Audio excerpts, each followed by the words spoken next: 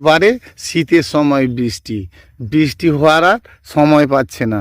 দেখুন এখন তো কোনো ওয়েদারের ঠিকই নেই, কখন বৃষ্টি আর কখন যে আপনার রৌদ্র তা বোঝা বড় দায়।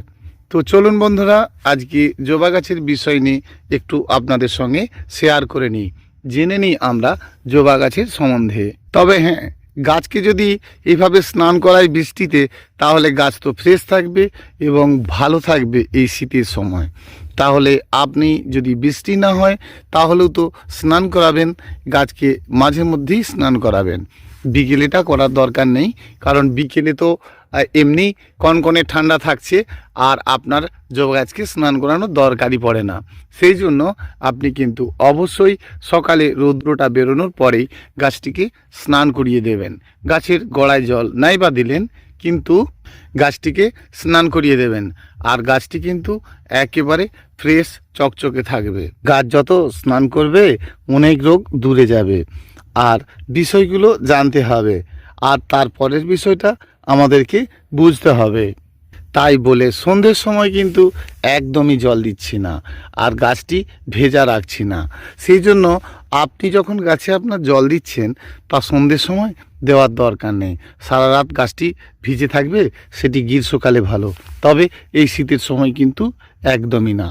গাছ যেমন বারে বারে স্নান করতে পছন্দ করে, কিন্তু গাছের গোড়ায় বারে বারে ডুবিয়ে জল দেবেন, গাছ কিন্তু জবা গাছ একদম পছন্দ করে না। সেই জন্য জবা গাছের গোড়াতে অতিরিক্ত পরিমাণে জল দেওয়ার চেষ্টা কখনোও করবেন না।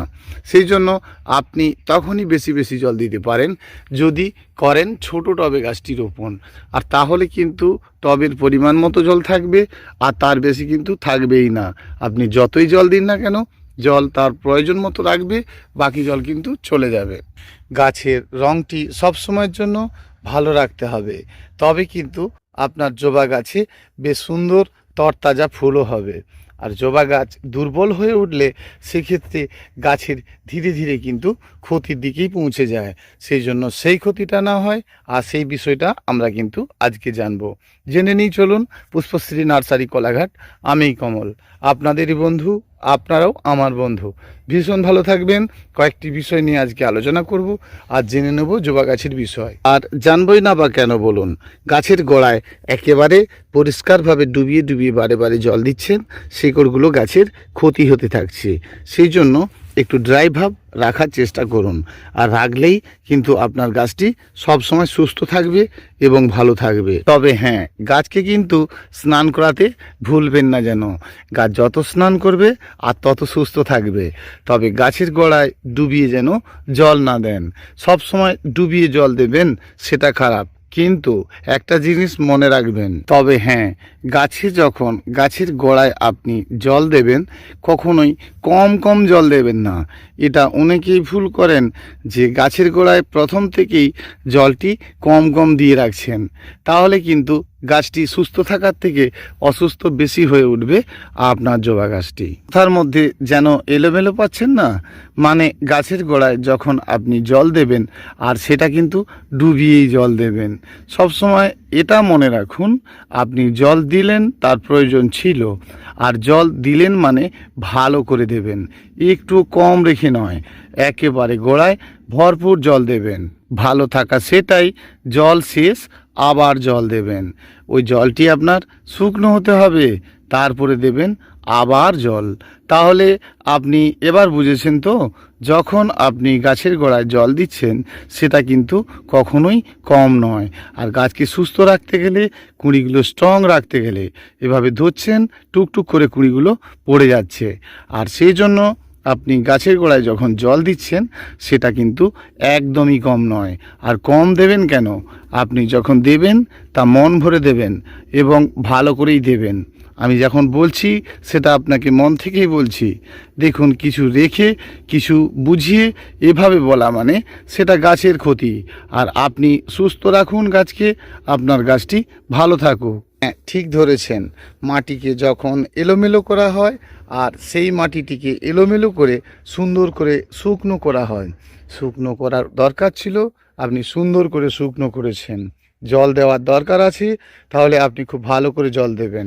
তবেই কিন্তু গাছ আপনার এই কাজটিতে ভীষণ আনন্দ পাবে আর বেড়ে উঠবে। আপনার প্রতিটি গাছ হয়ে উঠবে একেবারে অসাধারণ। আর এবারে আসি খাদ্যের বিষয়। তাহলে খাদ্য আপনি কেমন দেবেন? যখন আপনি আপনার গাছের গোড়াতে খাদ্য দেবেন না, আর খাদ্যটা অনেক দেবেন, কিন্তু একসাথে কখনোই দেবেন না। এটাই ব্যাপার। আপনাকে খাদ্য বেশ মনের মতো করে দিতে বলা হচ্ছে, সেটা কিন্তু একসাথে নয়। এটা নিশ্চয়ই এবার বুঝেছেন যে গাছের গোড়াতে যখন আপনি খাদ্য দেবেন, আর সেই খাদ্যটা কিন্তু আপনি বারে বারে ভাগ করে দেবেন। যেটা একটা সময় দিতেন, আর সেটাকে একটু পাটে পাটে দিতে থাকুন, আর দেখবেন ধীরে ধীরে গাছও আপনায় কিছু দিতে থাকছে।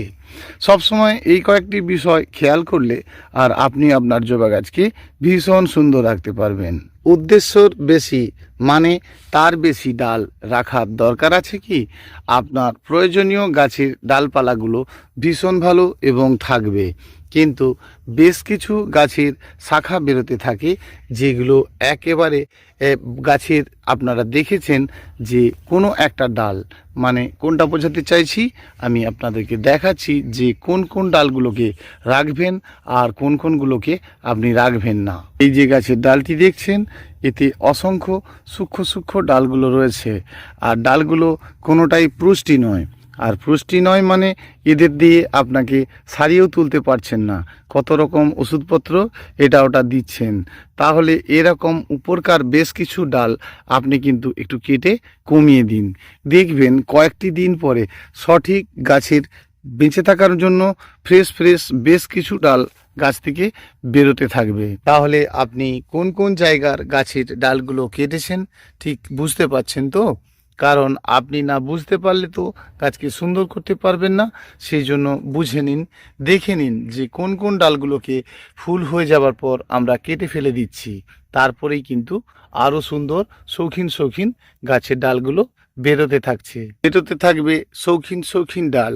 আর আপনি কাটতে ভয় পাচ্ছেন তো, যে এখন শীতের সময় জবা গাছের ডাল কাটবো, তো কাটলে যে আরও সুন্দর হয়ে যাবে সেটা আপনাকে জেনে নিতে হবে। পুরানো পুরানো ডালগুলো আপনাকে বেশ কিছুদিন ফুল দিয়েছে এবং দিয়েছে অনেকটাই, আর আপনি তারপরে কাটিং করার পরে দেখবেন বেরোতে থাকবে একেবারে নূতন তরতাজা ডাল। যে ডালগুলো একেবারে সূক্ষ্ম এবং একেবারে নরম নরম ডালগুলো নিচ থেকে বেরোতে থাকবে। গাছটি ধীরে ধীরে সুন্দর পাতায় পরিণত হয়ে যাবে, আর সাথে থাকবে গাছের কুঁড়ি, অজস্র কুঁড়ি থাকবে। আর আপনি ভয় পাচ্ছেন যে পুরানো ডালগুলোই বোধহয় বেশি বেশি ফুল দেবে। দেখুন, সে তো আপনাকে অনেকটা কিছু দিয়েছে, আর সেই জন্য দিয়েছে মানেই সেগুলো থেকেই আপনি কিন্তু আবার তৈরি করে নেবেন নূতন ডাল। তাহলে গাছের এরকম খাড়ত্ব খাড়ত্ব ভাব থাকলে উপরকার কিছুটা কিছুটা আপনি কাটিং করে দিন। আর কাটিং করে দেওয়া মানেই আপনার কিন্তু হয়ে উঠবে আবার শৌখিন শৌখিন ডাল, সাথে থাকবে ফুলের কুঁড়ি, অজস্র কুঁড়ি থাকবে, আর নূতনভাবে গাছটি আবার জীবন পাবে, ফ্রেশ হয়ে যাবে। আপনার প্রতিটি গাছকে আপনি সুন্দর করে নিতে পারবেন। জেনারেলি আপনি খোলের জল দেন, সেটা খুব ভালোই করেছেন। যখনই আপনি গাছে খৈলের জল দিচ্ছেন, সব সময় মনে রাখুন না যে খৈলের জলটিকে অতিরিক্ত পচিয়ে নেওয়ার কোনো দরকার পড়বে না। আর সেই জন্য যখন খৈলের জলটা দেবেন, সেটা 3 থেকে 10 দিনের মধ্যে শেষ করে দিতে হবে। 3 দিন থেকে দেওয়া স্টার্ট করলেন, আর 10 দিনের মধ্যে কিন্তু সেটি শেষ করে দেবেন। সময় মনে রাখতে হবে জবা গাছে দুটো কাজ একই সাথে নয়। আপনি ডোগাটি কেটেছেন আর খাদ্যও দিচ্ছেন, সেটা করবেন না। আপনি ডোগা কেটেছেন, আর ডোগা কাটার পরে সুন্দর সুন্দর শাখা বেরিয়ে মোটামুটি ধরে নিন একটু বড় বড় হয়ে গেছে, প্রায় 2 ইঞ্চি সাইজের করে হয়ে গেছে। তারপরে আপনি খাদ্যটা দেওয়া শুরু করে দিন, আর আপনার গাছ কিন্তু দ্রুত গতিতে আবার বৃদ্ধি পাবে এবং ভীষণ সুন্দর হয়ে উঠবে। আস্তে আস্তে আপনি যখন গাছের একটা ডগা কাটিং করবেন, তারপরেই দেখবেন একেবারে কাঁচা আমের মতো ফ্রেশ ফ্রেশ ডগা গাছ থেকে বেরোনো শুরু করবে। অনেক ধরনের খাদ্য চিন্তা পরে করবেন, সবসময় প্লেন খাদ্যগুলো দিন, আর আপনি গাছকে সবসময় কিন্তু ভালো রাখতে পারবেন। এটা মূল কথা, যে গাছকে একেবারে ফ্রেশ রাখতে গেলে, প্রতিটি গাছকে ভালো রাখতে গেলে, আর আপনাকে সাধারণ খাদ্যের ওপরেই জোরটা দিতে হবে। আপনি যখন খাদ্য বানিয়ে নিতে চাইবেন, আপনি নিজেই বানিয়ে নিতে পারবেন। সেই জন্য আপনি খাদ্য নিজে বানিয়ে রাখুন, আর আপনার বাড়ির খাদ্যগুলোকে ফেলে দেবেন না। আপনার বাড়ির যেসব কিচেন কম্পোজ মানে আনাজের খোসা, আর সেগুলো আপনি একটা পাত্রে ভিজিয়ে রাখুন, তার জলটা গাছে দিন এবং সেই খোসাগুলো পচে যাওয়ার পর আপনি গাছে দিন, আর আপনার গাছ কিন্তু একদমই ভালো থাকবে। আপনি খুব সুন্দর গাছ করেন এবং সুন্দর করে গাছকে গড়ে তোলেন, কিন্তু কাজের সময় কয়েকটি কাজের সঙ্গে আপনার কাজের সময়টা যেন ঠিক হয়। ঠিক হয় মানে আপনি ধরুন তরল খাদ্য খৈলকে 3 দিন ভিজিয়েছেন, 1 কেজি খোলের সঙ্গে 200 গ্রাম 10-26 নিয়েছেন, একসঙ্গে মেখেছেন আর সেটাকে একটা পাত্রে রেখেছেন। তার থেকে অল্প করে আপনি নিয়েছেন, আরেকটি জায়গায় জলে ভিজিয়ে দিয়েছেন। একটু ভালো হবে যদি আপনি আপনার ভাতের মাড়ের সঙ্গে বা আপনার যে বাড়িতে পচানো যদি কোনো মাটি থাকে সেইটার সঙ্গে একত্রে আপনি ভিজিয়ে গাছে দেন। এখানটা একটা ব্যাপার আছে, না জানতে পারার কারণে অনেক বন্ধুরাই ভুল করে ফেলেন। এই ভুলটি ভুল করেও করবেন না। করবেন না মানে আপনি যখন গাছের গোড়াতে আস্তে আস্তে খাদ্য দেওয়ার চিন্তা নিয়েছেন, প্রথম কথায় গাছের গোড়ায় নয়, গাছটা যদি গোড়াটা এখানে থাকে দিতে হবে ডিফারেন্সে, তবে শেষ প্রান্তে। আর আপনি তা করেছেন, জানেন তো এই ব্যাপারটা। তাহলে যেটার ভুল রয়ে যাচ্ছে সেটা একটু মিলিয়ে দেখা যাক তো। যখন আপনি গাছের গোড়ায় ওই তরল খাদ্যটা দেবেন, প্রথমত আপনি টবের মাটিতে হাত দিয়ে দেখবেন যে মাটিটা ভেজা আছে কি না। দেখুন, যদি আপনি মাটি খুবড়েছেন বা খোবড়াননি সেটা প্রশ্ন নয়, যদি দেখেন যে মাটিটা ভেজা আছে তাহলে কিন্তু লিকুইড খাদ্য দেওয়া একদমই যাবে না।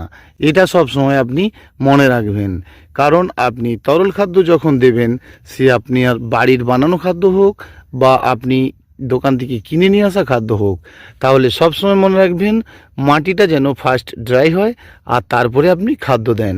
শুধু জবা গাছ কেন, যে সকল গাছ আপনার বাড়িতে আছে সবকার ক্ষেত্রেই কিন্তু প্রযোজ্য। এই বিষয়টুকু আপনি মেনে চলুন আর সুন্দর গাছ অবশ্যই গড়ে তুলুন। দেখুন আপনার গাছ সুন্দর হয় কি না। তরল খাদ্যটি দেওয়ার পরে ওই তরল খাদ্যটি আপনার এই শুকনো মাটির মধ্যে সম্পূর্ণভাবে ভিজে গিয়ে শুকনো হতে থাকবে।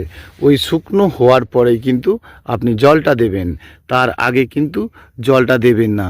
যে ভুলগুলো আমরা অনেকেই করে ফেলি, আর যদি আমরা বুঝতে না পারি মাঝে মাঝে, আর গাছের অবস্থা যদি মাঝে মাঝে কোনো গাছের অবস্থা একটু লাল ভাব হয়ে থাকে বা হলুদ ভাব হয়ে যাচ্ছে, এমতো অবস্থা যখনই দেখব সে সময় কিন্তু অবশ্যই চুনের জলটা দেব। 100 গ্রাম চুন সাথে 10 লিটার জল, এটা আমরা দেব। আর দিলেই কিন্তু আবার যা গাছ তার আগের জায়গায় ফিরে আসবে এবং প্রতিটি গাছই কিন্তু একেবারে কাঁচা আমের মতো হতে থাকবে। ভালো লাগবে আপনার, প্রতিটি গাছ যখন ফ্রেশ হয়ে উঠবে আর আপনার মনটাকে ভরে দেওয়ার মতো গাছের রঙটাও ফিরে আসবে, ভরে উঠবে ফুল, আর প্রতিটি গাছ আপনার মনের মতোই হয়ে উঠবে। অনেক বন্ধুর মনের জায়গাটা হয়তো আমি ধরতে পেরেছি, আবার অনেকে হয়তো ঠিক বুঝতে পারছেন না। যদি না বুঝতে পারেন অবশ্যই ফোন করে নেবেন। ফোন নাম্বার জেনে নিন 9609456194। এবারে আসি আরেকটি বিষয়।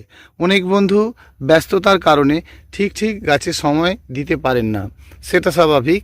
কারণ যদি আপনি গাছের গোড়াতে ড্রাই খাদ্য মানে শুকনো জাতীয় কোনো খাদ্য দিতে চান, তাহলে মনে রাখবেন শুকনো খাদ্য দিয়ে গাছের গোড়ায় কখনোই ভুল করেও কোনো দিনও শুকনো খাদ্য দিলেন আর তারপরে জল দিলেন, এর থেকে বড় ক্ষতি গাছের আর বোধহয় কিছু হয় না। আপনি কখনোই ড্রাই শুকনো খাদ্য দেওয়ার পরে গাছের গোড়াতে কিন্তু জল দেবেন না। সবসময় মনে রাখুন আপনার গাছটি জল নেই বা আপনি 24 ঘন্টা শুকনো খাদ্য দেওয়ার পরে জল বন্ধ রাখবেন। সেই জন্য 24 ঘন্টা প্রথমেই মানে আপনি গাছের গোড়াতে যখন খাদ্যটা দেবেন, ড্রাই খাদ্য দেবেন, প্রথমত গাছের গোড়ায় মনের মতো করে ডুবিয়ে জল দিয়ে দিন। দিয়েছেন, জল দেওয়া হয়ে গেছে, এবার আপনি শুকনো খাদ্য সাইডে টবের ধারে অল্প পরিমাণে দিন। আর অল্প পরিমাণে দেওয়ার পরে আপনি মাটিকে খুবড়ে দেন। অন্যান্য গাছের ক্ষেত্রে, জবার ক্ষেত্রে বলবো যে আপনার টবের চারিধারে আপনি শুকনো খাদ্যটা দিয়েছেন, দেওয়ার পরে এক্সট্রা কিছুটা মাটি নিয়ে নিন, গুঁড়ো করে করে ওই খাদ্যর উপরে হালকা হালকা করে চাপা দিতে থাকুন। এই যে প্রথমে আপনি জলটা দিয়েছিলেন, আর সেই জলটাই কিন্তু ওই শুকনো মশলাটা মানে খাদ্যটা আস্তে আস্তে ভিজে যাবে। আর যদি আপনি খৈল দিয়েছেন বা ডিএপি ইউরিয়া যা আপনি দেন আর কি, এরকম যদি দিয়ে তার উপরে জলটা দিয়েছেন, তাহলে সাথে সাথে গাছের ক্ষতি হওয়া শুরু হয়ে গেল। সেই জন্য আপনি জল দেওয়ার থাকলে প্রথমে জল দিন, 2-5 মিনিট পরে আপনি আপনার খাদ্যটিকে সাইডে দিন। দেওয়ার পরে আপনি শুকনো মাটি দিন বা মাটিকে খুবড়ে দিন। দেওয়ার পরে 24 ঘন্টা জল বন্ধ রাখবেন। আর প্রতি গাছ আপনি অবশ্যই সুন্দর করতে পারবেন, একদম কথা দিতে পারি, ফ্রেশ গাছ করতে পারবেন। প্রতিটি গাছ আপনি ভালো করতে পারবেন।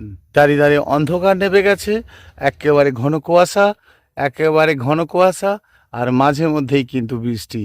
আর সেক্ষেত্রে বড় সমস্যা যে আর কয়েকটি কথা হয়তো বলতাম, পারলাম না। আসবো কিন্তু আবার একদিন, যতটুকু বলা যায়, যতক্ষণ না পরিষ্কারভাবে অন্ধকার হয়ে যায়, কয়েকটি কথা বলি, আর যা আমার বন্ধুদের কাজে লাগতে পারে। এমনই সন্ধে নেমেছে, এমন একটা সময়।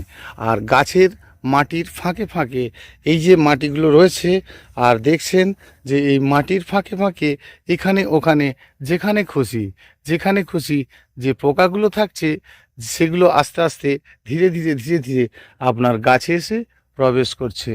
আর আপনাকে এই সময়ই ব্যবস্থা নিতে হবে। ঠিক সন্ধ্যের পর, ঠিক 6টা বেজেছে, এমন সময়ের পর আপনি চলে আসুন আপনার গাছে কিছুটা ওষুধ নিয়ে। কি ওষুধ দেবেন বলুন তো? এই সন্ধ্যের পরে যে ওষুধগুলো দিতে হয় সেটা হচ্ছে কীটনাশক পোকার কোনো ওষুধ, আর তাতে আপনি পারফেক্ট কাজ অবশ্যই পাবেন। তাহলে চলুন, আমরা প্রোক্লেম ওষুধ নিয়েছি বা ওস্তাদ ওষুধ নিয়েছি। ওস্তাদ ওষুধটা নেব না, কারণ অতিরিক্ত পাওয়ার তো, আমরা একটু কম পাওয়ারের দেব। সেই জন্য কম পাওয়ারের দেব মানে আমরা প্রোক্লেম ওষুধটা নেব। আর প্রোক্লেম ওষুধটা যদি গাছের উপরে পড়ে, গাছের পাতা আরও সুন্দর হবে, গাছের পাতা কাঁচা আমের মতো হবে, এবং পোকা একেবারেই দমন হবে। তাহলে প্রোক্লেম নামে ওষুধটি আমি অবশ্যই নেব। আর প্রোক্লেম ওষুধটা দিলে কিন্তু গাছ একেবারে ফ্রেশ থাকবে। আপনি দিন, যে কোনো কীটনাশক ওষুধ দিন, লিটারে 1 ml, দারুণ কাজ পাবেন, ভালো গাছ অবশ্যই করতে পারবেন। আপনার গাছে যদি কখনো দেখেন যে সাদা পোকা হয়ে গেছে, তাহলে আপনি একটি কম পাওয়ারের ওষুধ নিতে বলেছি। সেটা কেমন নিয়েছেন আপনি নিয়েছেন ঠিক এই ধরনের ওষুধটা। কোন ধরনের? না, একতারা ওষুধ নিয়েছেন, সিতারা নিয়েছেন, অ্যাডমায়ার নিয়েছেন। বেশি ভালো ওষুধটি হচ্ছে আপনার ফেন্ডাল। যদি পান তো নেবেন, আর তা নাহলে একতারা ওষুধটাই দেবেন। একবারের জায়গায় 2বার দিতে হতে পারে, আর তা আপনাকে দিতে হবে। মনে রাখুন, লিটারে কিন্তু 1 গ্রাম বা 1 ml। মাঝে মধ্যে অতিরিক্ত বৃষ্টি হচ্ছে, আর বৃষ্টি হচ্ছে মানেই আপনাকে জানতে হবে গাছের গোড়ায় ধীরে ধীরে জল পরিণত মানে অনেক বেশি হয়ে যাচ্ছে। আর তাহলে মাঝে মধ্যে আপনাকে একটু ফাঙ্গিসাইড ওষুধ গাছেও স্প্রে করে দিতে হবে, আর ওই জলটি কিন্তু গাছের গোড়ায়ও দিতে হবে। দেখুন, প্রয়োজনের সময় আপনাকে সেটি দিতে হবে। আর দিলে কিন্তু আপনি ফ্রেশ গাছ অবশ্যই করতে পারবেন, ভালো গাছ গড়ে তুলতে পারবেন। আরও কিছু বলার ছিল, আর সময় সাথ দিচ্ছে না, সেজন্য ঠিক পরবর্তী দিন আরও অন্য বিষয় নিয়ে আলোচনা করব। গাছের কয়েকটি বিষয় মোটামুটি আলোচনা করলাম, আর আপনাদের যাতে উপকারে লাগে, কাজে লাগে, তেমন ধরনেরই কিন্তু বলার চেষ্টা করলাম। আপনার বাড়ির বানানো খাদ্যটা আপনি দিতে ভুলবেন না যেন। সেগুলো ভীষণ কাজের আর ভীষণ ভালো, সেগুলো আপনি অবশ্যই দেবেন। গাছ রোপণের শুরুতেই প্রথমত জেনে নেবেন, যে কোনো মাটি নেবেন আর সেটা হবে না। যে কোনো মাটি তো আপনি অবশ্যই নেবেন, মাটিতে এরকম আগাছা উদ্ভিদের জন্ম হয়, রাস্তাঘাটের মাটি, এমন মাটিকে আপনি নেওয়ার চেষ্টা করুন। আর সেই মাটিটিতেই কিন্তু গাছ রোপণ করার চেষ্টা করুন। দেখবেন আপনি ভালো গাছ অবশ্যই করতে পারছেন। ওই মাটির সঙ্গে আপনি বালি মেখে গাছ করুন, বেশি ভালো গাছ অবশ্যই করতে পারবেন। সেই জন্য ওই মাটি যখন নেবেন, মাটির সঙ্গে অবশ্যই একটু বালি মেখে দেবেন। আর বালি মেখে দিয়ে আপনি মাটিটিকে একেবারে ধুলোর মতো গুঁড়িয়ে ফেলবেন না। মাটির মধ্যে মাটি শুকনো হলে হালকা জলের ছিটে দেবেন। আর কিছুক্ষণ পর ওই মাটিটিকে আপনি এলোমেলো করবেন। টবের নিচে নুড়ি দেন আপনারা, সেটা জানেন, অবশ্যই নুড়িটা দেবেন। আর নুড়ি দেওয়ার পরে মাটিটি ভরে গাছটি রোপণ করবেন। গাছের গোড়াতে, যে গাছটি কিনে নিয়ে যান তার গোড়াতে যতটুকু মাটি রয়েছে তার বেশি কিন্তু গাছটিকে ডিপে বসাবেন না। গাছ রোপণ করার পরে কিন্তু করে জল একদমই না, ডুবিয়ে স্নান করিয়ে জল দেবেন। 6 থেকে 7 দিন ছাড়া ছাড়া মাঝে মধ্যে একদিন গাছকে কষ্ট দেবেন, একটু ড্রাই করে দেবেন। আর মাটির মধ্যে যে ফাঙ্গাস অ্যাটাক করে আছে সেটা একেবারে ক্লিয়ার হয়ে যাবে। আর আপনার গাছ সুস্থ থাকবে, আপনারাও সুস্থ থাকবেন, ভীষণ ভালো থাকবেন, ভীষণ ভালো থাকবেন। ইউটিউব চ্যানেলের সকল বন্ধুদের অসংখ্য ধন্যবাদ। অনেকটা সময় ছিলেন বন্ধুরা, ভীষণভাবে এইভাবে সাথে থাকবেন, ভালো থাকবেন। রাখলাম, আবার আসছি আগামীকাল।